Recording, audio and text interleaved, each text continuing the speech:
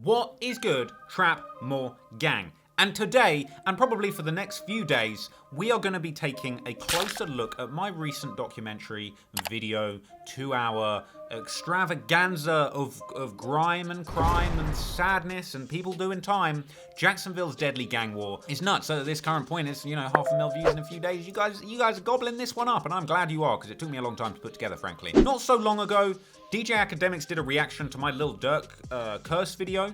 And to me, I was kind of like, oh man, that's dope. Like, I love Academics. He's the GOAT. As much as Adam22 and Vlad, like that, there's like a Mount Rushmore of hip-hop content people that I look up to. Part of me was like, why the hell would anyone even want to react to these videos? Like, you know what? YouTube's in an interesting place at the moment where it's the resurgence of reaction videos. I kind of see it like the return of director's commentary. Do you remember back in the day, DVDs? If you're a young G, if you're a Ute dem, you might not remember that back in the day, you used to be able to watch videos. It's like there was like a physical version of YouTube, and you'd get these little shiny discs, and they would have YouTube videos on them, but sometimes those videos would be really fucking long, like an hour and a half, like this fucking video. They'd put a bunch of bonus extra shit on there, and usually what that would be is like the person that made the video, they would do they would literally sit through and watch it and like give their response and talk over the movie and tell you facts about it, tell you what it was like making it. I think it kind of sucks that director's commentary disappeared when we all moved everything online.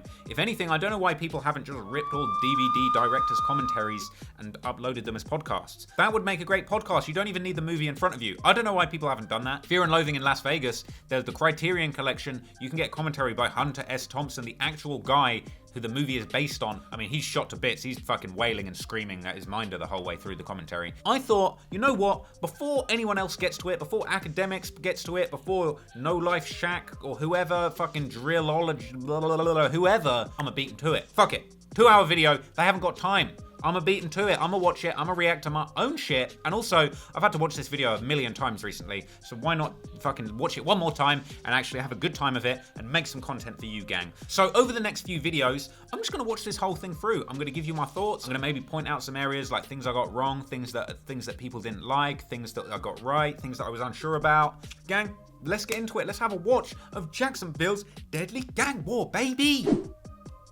Now, before we even get into this, shout out to my editor, Camille. She smashed this. She did an amazing job. She really kind of brought the vision to life. She's really leveled up her skills. I feel like me and her are really both in a place right now where we're just trying to push upwards and just get better at what we do. And tell you what, she came with the goods on this one. Like, I wanted to start the video and just make it really clear, because people love to fucking rag on me. Oh, all you talk about is violence. You just profit and make fun of violence. Like, no, I don't. This video, the intention of this video is to educate people about what the hell went on in this place. Yeah, I hope that you watched this thing and got educated on what's going on in J-ville. It was a pretty touching, high-energy intro, so let's give it a watch, people.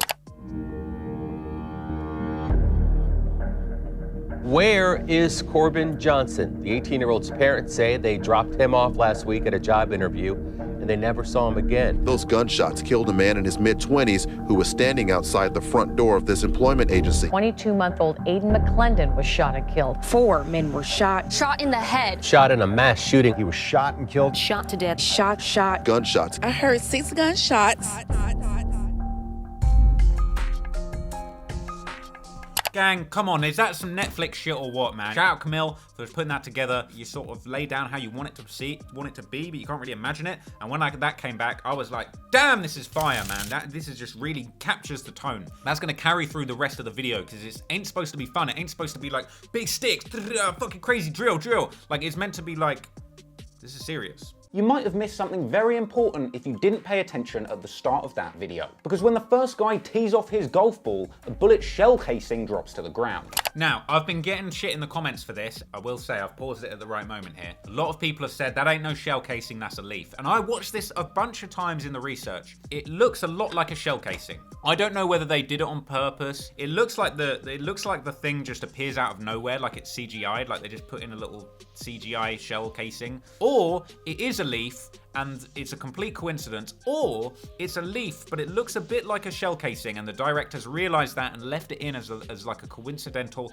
but nice touch. I was kind of annoyed when people started saying it's a leaf, because in the process of researching this, I'd fully 100% convinced myself it can't be a coincidence. This is like the last thing you see before the song kind of kicks in and switches into overdrive. It's sort of a juxtaposition of like gang shit and like very sort of lame, I don't know, middle class waspy, we're out at the golf course looking very sophisticated. The shell casing when he tees off like he's shooting. He's taking a shot. Come on, it looks like a shell casing and it's too coincidental at the start of the video. You tell me, am I tripping? And for the first 30 seconds of the video, all we see... I gotta say, I love that bit. When Ace is doing the sort of cigar dance, I've been trying to do that like in my own time at home, trying to imitate that. But at a certain point, the beat drops and these boys go from Tiger Woods to tie him up and put him in a woods. Shout out everybody that was rocking with that joke. That's like one of my favorite jokes I've written in a long time. Only hidden and coded references to violence. Like the shell casing dropping to the ground at the... Oh, come on, it's a shell casing, look at it, come on. Since then, countless of hilarious reaction videos have been made to Who I Smoke. I've got to say, I feel like we really went in on the reaction videos here. You got DJ Ghost here, he's doing the KSI mouth agape like, ah, it's so funny. Obviously, like all these reactions took place when people didn't really know like the extent of like the disrespect and the fucked up shit they were talking about. It just really drives home how fucking ridiculous the response to this thing was. Seriously, some of what you're about to hear today is going to make Chirac look like Disneyland. People, I did see a few comments, people were saying stuff like, oh, come on TLR, like this shit's a regular Tuesday in Chirac, and that's true, like people get shot up in Chirac all the time. I guess I meant the levels of disrespect. It's the levels of shooting at people's moms, you know, shooting at people's dads, shooting at people's kids. I feel like, I could be wrong, but I feel like I've heard less instances and less stories of like people's girlfriends or partners or mothers being shot up in Chicago. I guess when I was saying that, I more meant just like the levels of disrespect and just the complete lawlessness of the whole thing, rather than just like the fact that a lot of people are getting killed. An enormous area which actually is the most populated city in all of Florida. Now, that's not strictly important for this story, but sometimes you might hear people referencing things that went down in Jacksonville. I'm just hitting you with the useless information here. More broad appeal, so that if you didn't know shit about hip hop, if you didn't know shit about Who I Smoke or drill or any of this stuff, that you could still like enjoy this, and this could still be an enjoyable piece, you know what I mean? And when it comes to Jacksonville, one of the biggest names to ever come out of the city is of course Yungeen Ace. So Ace, along with his Yungeen gang boys, made songs like the early track Go to War, which came along with a music video where they were showing off some heavy artillery. Hell, at one point a dude even pulls out a World War I looking rifle with a goddamn bayonet at the end. I've never seen a drill rapper pull out a gun with a bayonet on it before, man. This is some Call of Duty World War II shit. Pulled out the bayonet. That's like out of a museum. Now, this was Ace's first big breakout song, racking up a whopping 100k views in the first week, going on to rack up a Big Boy M. I don't remember saying this. Big Boy M. I just don't know why I said that. I mean, it's funny. I hope people know I'm talking about racked up 1 million views quite quickly. Big Boy M. That's not some industry terminology. I was like, I'm gonna have people hella confused with this shit. I don't know. Fans would begin to recognize the faces of people in his crew. Other people include Kobe, aka 4,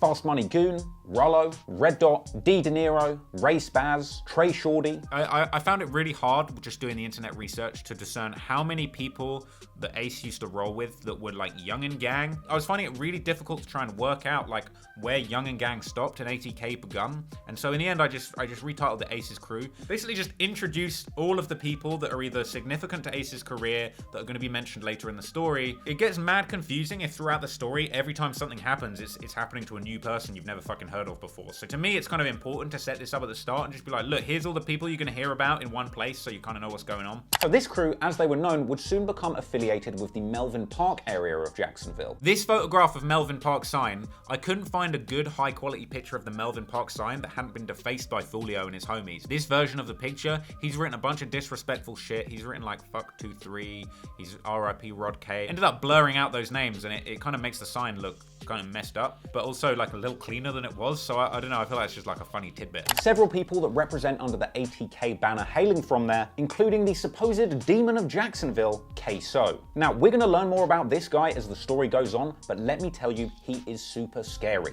I feel like there's a trend in hip hop at the moment of people saying, oh, this guy's scary, but it means that they are easily scared person.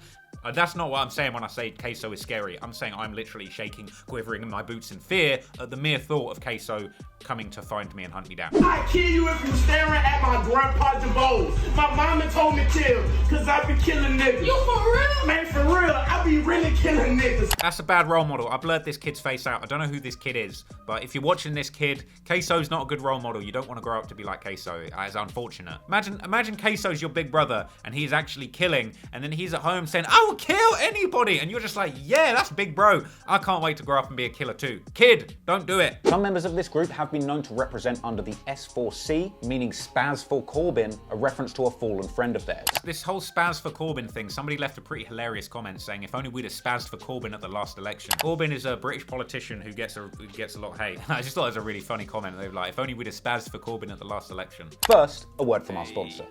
Now, I love this sponsor song, but you know what? I ain't being paid to play it again, so we're not going to review this. Let's end it here. What I'm probably going to do is just record like a video for each chapter reacting to it. I probably won't react to the entire video. I might do a few of these, see what you guys think of them, and if you're feeling them, I'll keep going. If they're flopping and nobody's really that interested, I'll find something else to talk about. So, hope you enjoyed that one. If you did, make sure you leave a like and a comment below. Let me know what you thought. Let me know if you want me to keep reacting to the vid and going deeper. I can react and commentate over the entire thing if you want, or if it's whack, I can just go back to dissing people and talking about who's dissed me this week. Whatever. Let me know what you guys want to see in the comments below, and let me know if you want to see more of this this ATK, KTA, Jacksonville gang war stuff. Keep on watching that. Keep running that up on the main channel. I appreciate you guys endlessly for that. Thank you so much, and until the next vid, gang, is peace out.